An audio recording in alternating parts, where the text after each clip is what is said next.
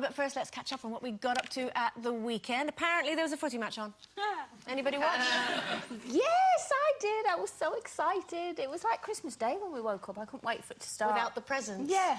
Well, that was the present And at the the end gift of the day. of winning. Yeah. All right, don't ruin it for me. Sorry. But no, it was great. And the kids, Kira had some friends around and stuff, and they all painted their faces with the England flag. And then my two next-door neighbours came in.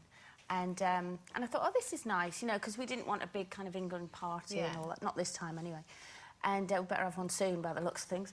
And anyway, it was really, really nice. And I thought, it won't be that late at night. My neighbours left at 7 o'clock the following morning. How is that possible? Well, we just How sat... can people stay up that long? We just sat and chatted. You It wouldn't was know. brilliant. We had such a good time and such a laugh. So it was really, really good. I loved it. I would have been asleep at 7 p.m. the night before. I was. Well, yes, I wasn't going to watch it, actually. No. I didn't want to. And it's not because you know, I'm not patriotic or anything like that, and I quite like football occasionally, but I tend to find that, especially with England, it's better to sort of leave it until they've kind of won a few games, and then you can start to get excited. Isn't that just jumping on the bandwagon? No, not... Why? Why would I be jumping on the bandwagon? Well, if you leave it and don't support them from the beginning, but only when they've won a few times. No, but, you know, it just comes with disappointment prevention. That's what it is. Because, you know, I was trying to get excited. And actually, we were in a car, and we were driving up the road to my friend's house. We were a little bit late. And you could hear, like, going up this road in London, you could just hear the noise. And we sort of caught a glimpse of a screen in a pub just as we were driving past, and you could see them all celebrating. This was the first goal, 3 minutes. And I thought, oh, no, that's it. 3 minutes, done the goal, oh, they're going to mess it up now. And everyone else was just, like, being really positive. And then, you know, sure enough... And I didn't say I told you so, I just said, yeah, I told you so. Did he enjoy it? Yeah, he did. And the funny thing was about Mark, he never says what he wants to do. He always lets me do what I want to do. And so we spent all day Saturday shopping in London on a Saturday. Can you imagine that? Mad. Like, yeah, my idea of hell. But we did it because I wanted to do it, and he did it because I wanted to do it. And then in the evening I said, oh, let's just go home. I don't want to watch the football. And he just went, actually, I'd quite like to watch it.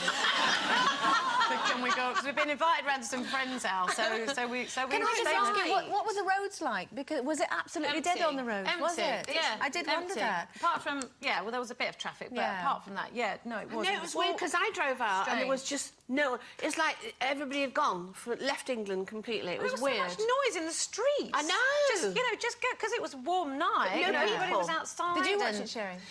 Well, I wasn't going to watch it at all, and then Keely and Simon said, "Oh, come round." And because Oliver had gone to a friend's house where there's lots of boys, which he thought was great, and watched the show. But football, oh, no, I'm not interested. But anyway, I'll come round and have an Indian with you. So we sat there, which you do, don't you, when you play football? You have to have an Indian.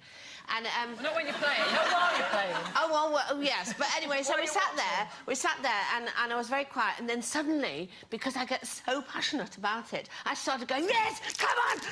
And Simon thought, well, he obviously thinks I'm a crazy mother-in-law anyway, but and I could see him going, oh, God, wish we hadn't invited her around. But it was.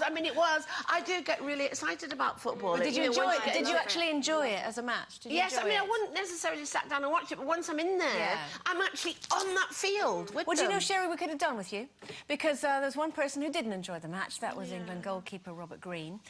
He was left shell-shocked after a 40th-minute lapse of concentration led to the USA equalising, denying England a victory. Now, it's been reported that Green was distraught after the error, but manager Fabio Capello said he made one mistake, but that's always a problem with keepers. Their mistakes are always highlighted, which is obviously, you know, hugely generous of him. Do you feel sorry for him? Did you feel sorry for him? And how quickly do you bounce back if you make a mistake? Well, when it happened, I have to say, you know, we were all devastated and like, oh no, you know, screaming at the telly. And then everyone that was there was going no. Well, yeah, no, but it's lunchtime. But everyone that was there was then so angry and just going on and on and on. And I turned into his mother. I know. I was like, oh, don't. Can you imagine his mum watching this now, or his family? And I was like, he's made a mistake. He didn't mean to make a mistake, you know. It's not like he meant to do it. And I mean, if had it been the final, I would have wanted to probably kill him. But the thing is, it wasn't. No, it was only the first So I game. felt, and you know, everybody does make mistakes. We've all made mistakes in our life, and What do you think know, he should do? Do you that's think he part- should just bounce back, or...? I think he has to bounce back, and you know, I've made mistakes in my life. The problem is you can't mull over them. You know what I mean? Because you can't change them. The only thing you can do is learn from them. So I always try and go, OK, that was a terrible mistake, but I'm going to try and learn not to do that again. And hopefully that's, you know, he did... Let's not forget the brilliant save he then later on made. Yeah, he did. Yeah, I mean, it was quite catastrophic, though, wasn't it? And the problem is, like, it's with this ridiculous optimism and enthusiasm that everybody has for it. Their expectations are so high that they can't accept that people might make a mistake. I mean, you know, it was terrible. It was really terrible. And you just think, you know, the poor bloke, of course he didn't do it on purpose, and you kind of do feel a bit sorry for him because people are shouting abuse and, you know, like he just killed somebody. He didn't. He just didn't save a But goal. he did have a funny ball, though. What? He had a funny ball. That's what they said. He had a funny ball. They had a funny ball, didn't they, this time? They've got a wobbly ball or something. But the thing is, he's got to come back from it, though, hasn't he? I mean, he's got to forget about it because he can't let it affect his confidence. And sometimes mistakes do that. You know, if you do something like that in front of all those people, that number of people, it is going to be hard for him to come back and just, like, you know, be the same as he was when he first went out I mean, there. did you... Obviously, you watched the game. One thing that struck me, you know, I was watching it with an 8-year-old little boy, so we were looking for the finer points of the match. Comedy gloves. His gloves Comedy were so gloves, big. yes. How could he miss the ball with gloves like that? I thought he needed to have, you know, there's another one bites the dust gladiator gloves. I know. All fine. I know. The thing is, though, you see, if you make mistakes... I mean, I do this, I don't know if you do it, but I go over and over in my mind what I said, where, you know, all the mistakes you ever make, it goes on and on, it replays in my head forever. Why? Even from years and years ago. Well, that's the problem, and I'm sure he will, but I think you've got to find a way of not doing that, but you just kind of wished yourself back in that moment so that you could, you know, like, you know that programme, Quantum Leap? Well, I should have a quantum leaper in me, because if you can just go back and change that moment, wouldn't it be wonderful? Yeah, but you can't. You can't. Why can't you accept that you can't? And just leave it behind. Leave it behind and stop torturing yourself and winding yourself up about things that you might have done differently.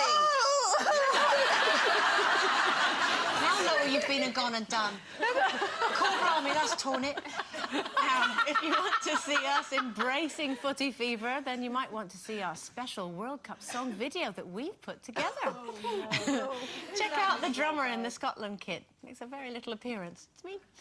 It's on our website, itv.com/loose women. You can download it for free. It'll make you laugh, if nothing else. So go on, Rob Green. Go and have a little look. Check yourself out.